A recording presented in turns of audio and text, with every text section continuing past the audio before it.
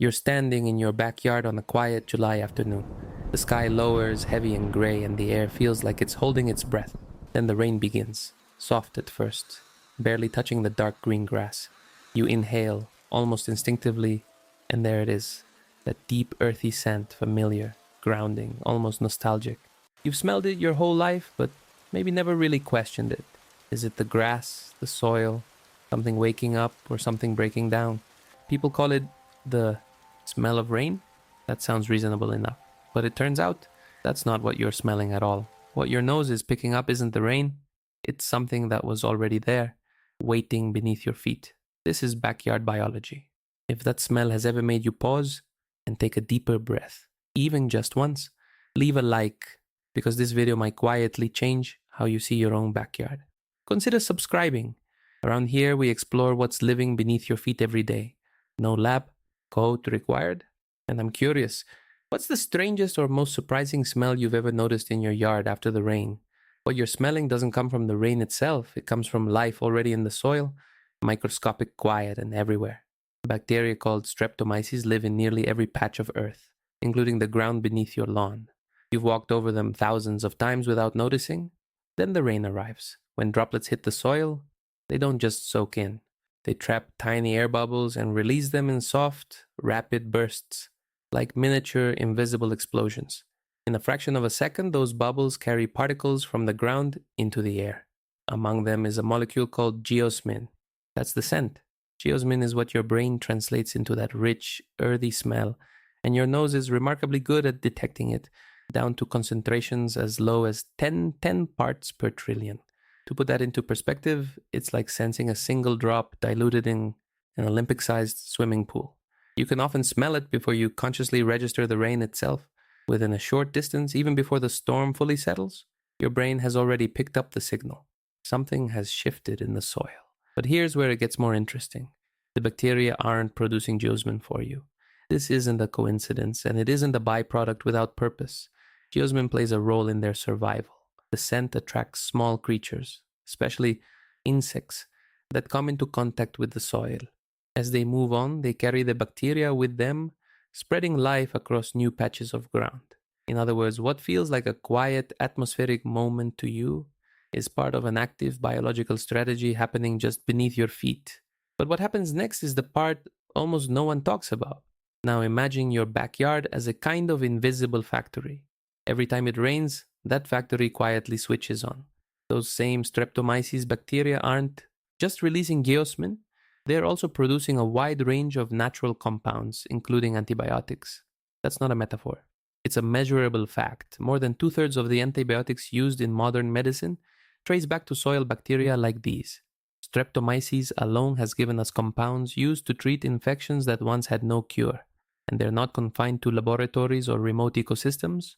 They're in ordinary soil, including the ground beneath your lawn, continuing this chemistry, whether anyone is watching or not. So while you're mowing the grass or stepping outside after a storm, something else is happening in parallel.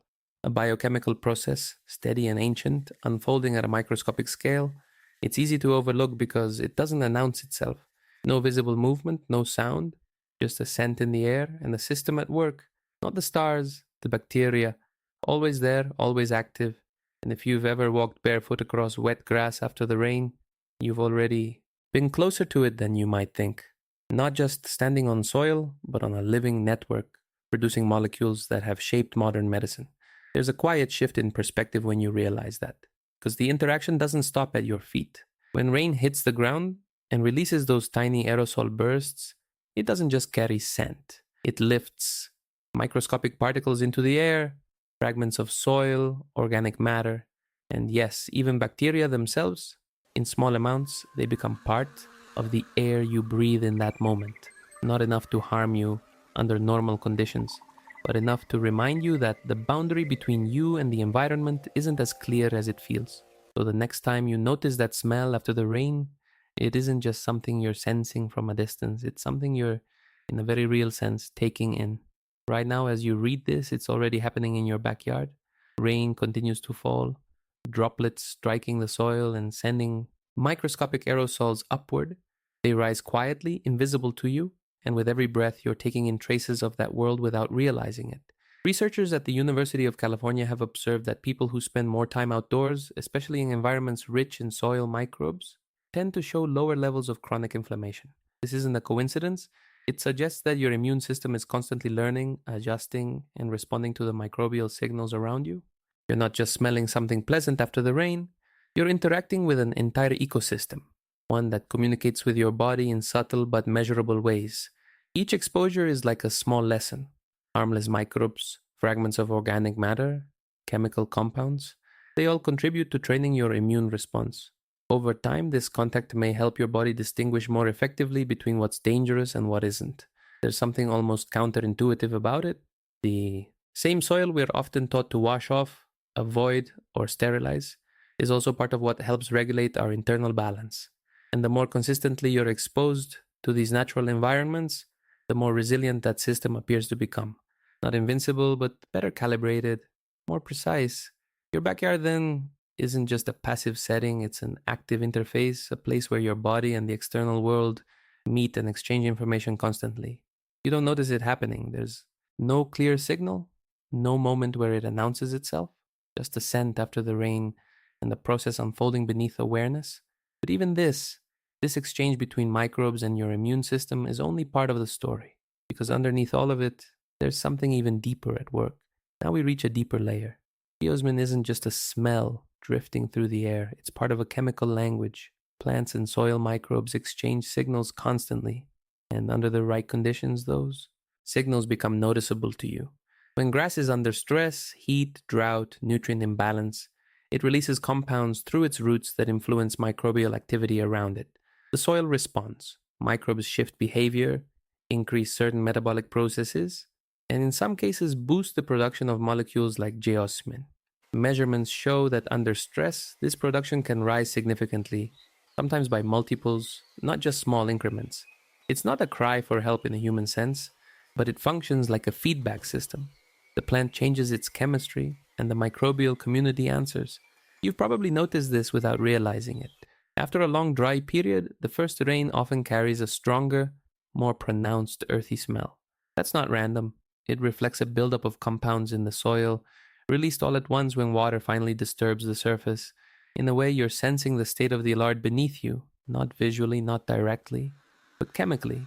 Some researchers consider this kind of interaction one of the oldest communication systems on Earth. Long before animals or complex ecosystems, there were chemical exchanges like these. Signals moving between organisms, shaping behavior, maintaining balance, and that system never disappeared. It's still active, still unfolding, still surrounding you, which means every time you step outside after the rain, every time you pause and notice that scent, you're not just experiencing weather, you're intersecting with an ongoing conversation, one that doesn't require awareness to include you. You don't need to understand it for it to be happening. But once you do notice it even a little, the experience changes, because at that point it's no longer just a smell, it's information. And what that implies is where science starts to open into something much larger. You're not just smelling the rain, you're brushing against a living network that has been here for billions of years. Every drop that falls, every microbe that stirs, every molecule you inhale, none of it is isolated. It's part of a cycle that quietly and continuously sustains you. Your backyard isn't just grass and soil, it's an ecosystem operating in the background of your life. While you water it, walk across it, or pause for a moment after the rain, something else is happening in parallel. Exchanges, adjustments, small processes that don't ask for attention, yet still shape the conditions that allow you to exist there at all. There's something subtle in that realization. Care doesn't move in just one direction. When you step outside barefoot, when you let the air settle in your lungs, when you notice that scent instead of ignoring it, you're not just observing, you're participating. Not in a dramatic or visible way, but in the same quiet language everything else is using. You're not just lighting a candle. You're part of what makes the light possible. And that scent, the one you've known for years without questioning, stops being just a pleasant detail. It becomes a signal of continuity, of connection, of something ongoing that doesn't begin or end with you, but still includes you completely. It's not just memory. It's not just atmosphere. It's life, interacting with life in a way so familiar that it almost disappears. And maybe that's the part that stays with you, because in the end, what changes isn't just how you understand the smell of rain, it's how you recognize your place within it. You've seeing where that smell really comes from. Not the rain, but Streptomyces, quiet bacteria in the soil releasing geosmin as a way to move, to spread, to continue. You've seen that your backyard is not passive ground, but a living system, one that produces compounds medicine depends on, one that sends particles into the air you breathe, one that your immune system is constantly learning from. And it doesn't stop when you walk back inside. Your yard doesn't turn off when you do. It transforms. The processes continue, beneath the surface, within the air, across roots and microbes, whether you notice them or not. The difference now is that you can. So if this shifted something in how you see your own backyard, leave a like. It helps more people notice what's been there all along. Consider subscribing. This is a place for rediscovering the nature that already surrounds you, quietly, consistently, every day. And I'm curious, when was the moment you realized your backyard was more alive than it seemed? If you want to go deeper, there's more waiting in the description. Think of it as a doorway into a world that's easy to overlook but difficult to forget once you've seen it. This is Backyard Biology.